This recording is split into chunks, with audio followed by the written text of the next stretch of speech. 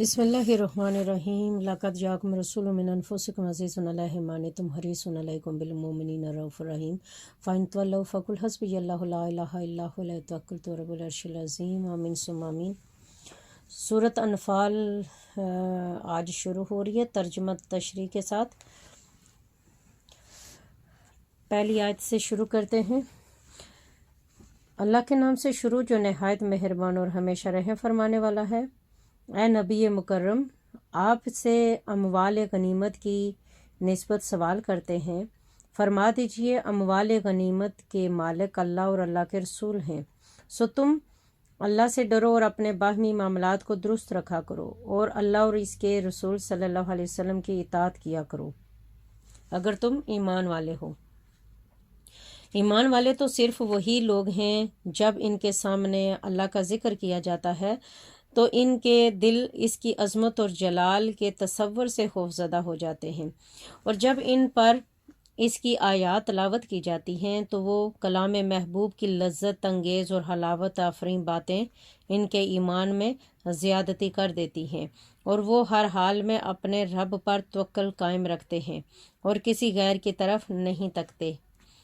یہ وہ لوگ ہیں جو نماز قائم رکھتے ہیں اور جو کچھ ہم نے انہیں عطا کیا ہے اس میں سے اس کی راہ میں خرچ کرتے رہتے ہیں۔ حقیقت میں یہی لوگ سچے مومن ہیں۔ ان کے لیے ان کے رب کی بارگاہ میں بڑے درجات ہیں اور مغفرت اور بلند درجہ رزق ہے۔ اے حبیب، جس طرح آپ کا رب آپ کو آپ کے گھر سے حق کے عظیم مقصد کے ساتھ جہاد کے لیے باہر نکال لایا، حالانکہ مسلمانوں کا ایک گروہ اس پر ناخوش تھا، وہ آپ سے امر حق میں اس بشارت کے ظاہر ہو جانے کے بعد بھی جھگڑنے لگے کہ اللہ کی نصرت آئے گی اور لشکر محمدی صلی اللہ علیہ وسلم کو فتح نصیب ہوگی۔ گویا وہ موت کی طرف ہانکے جا رہے ہیں اور وہ موت کو آنکھوں سے دیکھ رہے ہیں۔ اور وہ وقت یاد کرو جب اللہ نے تم سے کفار مکہ کے دو گروہوں میں سے ایک پر غلبہ فتح کا وعدہ فرمایا تھا کہ وہ یقیناً تمہارے لیے، اور تم یہ چاہتے تھے کہ غیر مسلح کمزور گروہ تمہارے ساتھ آ جائے، اور اللہ یہ چاہتا تھا کہ اپنے کلام سے حق کو حق ثابت فرما دے اور دشمنوں کے بڑے مسلح لشکر پر مسلمانوں کی فتح یابی کی صورت میں کافروں کی قوت اور شان و شوکت کی جڑ کاٹ دے، تاکہ معرکہ بدر اس عظیم کامیابی کے ذریعے حق کو حق ثابت کر دے اور باطل کو باطل کر دے۔ اگرچہ مجرم لوگ معرکہ حق اور کے نتیجے میں ناپسند ہی کرتے ہیں رہے،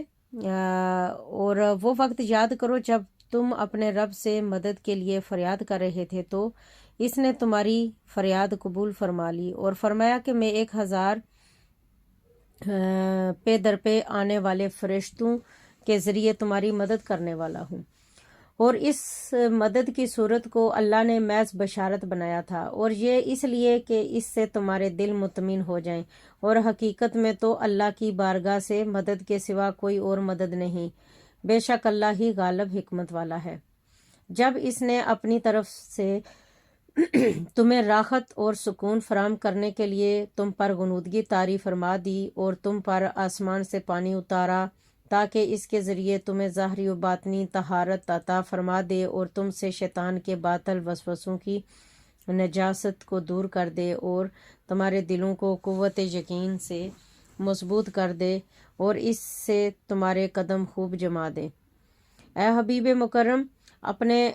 اعزاز کا وہ منظر بھی یاد کیجیے جب آپ کے رب نے فرشتوں کو پیغام بھیجا کہ اصحاب رسول کی مدد کے لیے میں بھی تمہارے ساتھ ہوں، تم بشارت اور نصرت کے ذریعے ایمان والوں کو ثابت قدم رکھو۔ میں ابھی کافروں کے دلوں میں لشکر محمدی کا رعب و ہیبت ڈالے دیتا ہوں، سو تم کافروں کی گردنوں کے اوپر سے ضرب لگانا اور ان کے ایک ایک جوڑ کو توڑ دینا، یہ اس لیے کہ انہوں نے اللہ اور اس کے رسول صلی اللہ علیہ وسلم کی مخالفت کی، اور جو شخص اللہ اور اس کے رسول صلی اللہ علیہ وسلم کی مخالفت کرے تو بے شک اللہ اسے سخت عذاب دینے والا ہے۔ یہ عذاب دنیا ہے، سو تم اسے تو چکھ لو، اور بے شک کافروں کے لیے آخرت میں دوزخ کا دوسرا عذاب بھی ہے۔ اے ایمان والو، جب تم میدان جنگ میں کافروں سے مقابلہ کرو، خواہ وہ لشکر گراں ہو، پھر بھی انہیں پیٹھ مت دکھانا، اور جو شخص اس دن ان سے پیٹھ پھیرے گا سوائے اس کے کہ جو جنگ ہی کے لیے کوئی داؤ چل رہا ہو یا اپنے ہی کسی لشکر سے تعاون کے لیے ملنا چاہتا ہو، تو واقعتاً وہ اللہ کے غضب کے ساتھ پلٹا، اور اس کا ٹھکانہ دوزخ ہے، اور وہ بہت ہی برا ٹھکانہ ہے۔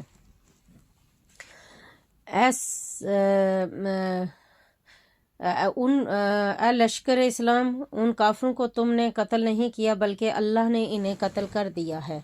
اور اے حبیب محتشم، جب آپ نے ان پر سنگریزے مارے تھے وہ آپ نے نہیں مارے تھے بلکہ وہ تو اللہ نے مارے تھے، اور یہ اس لیے کہ وہ اہل ایمان کو اپنی طرف سے اچھے انعامات سے نوازے۔ بے شک اللہ خوب جاننے والا سننے والا ہے۔ یہ تو ایک لطف اور احسان ہے، اور دوسرا یہ کہ اللہ کافروں کے مکر و فریب کو کمزور کرنے والا ہے۔ اے کافرو، اگر تم نے فیصلہ کن فتح مانگی تھی تو یقیناً تمہارے پاس حق کی فتح آ چکی، اور اگر تم اب بھی باز آ جاؤ تو یہ تمہارے حق میں بہتر ہے، اور اگر تم پھر بھی شرارت کرو گے تو ہم بھی پھر یہی سزا دیں گے، اور تمہارا لشکر تمہیں ہرگز کفایت نہ کر سکے گا، اگرچہ کتنا ہی زیادہ ہو، اور بے شک اللہ مومنوں کے ساتھ ہے۔ اے ایمان والو، تم اللہ کی اور اس کے رسول کی اطاعت کرو، اور اس سے روگردانی مت کرو حالانکہ تم سن رہے ہو، اور ان لوگوں کی طرح مت ہو جانا جنہوں نے دھوکہ دہی کے طور پر کہا ہم نے سن لیا، حالانکہ وہ نہیں سنتے۔ بے شک اللہ کے نزدیک جانداروں میں سب سے بدتر وہی بہرے گونگے ہیں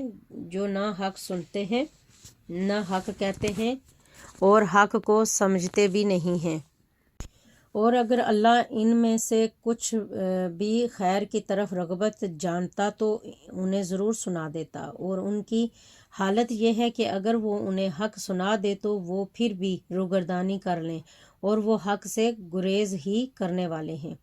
اے ایمان والو، جب بھی رسول صلی اللہ علیہ وسلم تمہیں کسی کام کے لیے بلائیں جو تمہیں جاودانی زندگی عطا کرتا ہے تو اللہ اور رسول کو فرما برداری کے ساتھ جواب دیتے ہوئے فوراً حاضر ہو جایا کرو، اور جان لو کہ اللہ آدمی اور اس کے قلب کے درمیان شان قربت خاصہ کے ساتھ حائل ہوتا ہے، اور یہ کہ تم سب بالآخر اسی کی طرف جمع کیے جاؤ گے، اور اس فتنہ سے ڈرو جو خاص طور پر صرف ان لوگوں ہی کو نہیں پہنچے گا جو تم میں سے ظالم ہیں، بلکہ اس ظلم کا ساتھ دینے والے اور اس پر خاموش رہنے والے بھی انہی میں شریک کر لیے جائیں گے، اور جان لو کہ اللہ عذاب میں سختی فرمانے والا ہے۔ اور وہ وقت یاد کرو جب تم مکی زندگی میں عددن یعنی تھوڑے یعنی کہ اقلیت میں تھے، ملک میں دبے ہوئے تھے، یعنی معاشی طور پر کمزور استحصال زدہ تھے، تو اس بات سے بھی خوف زدہ رہتے تھے کہ طاقتور لوگ تمہیں اچک لیں گے،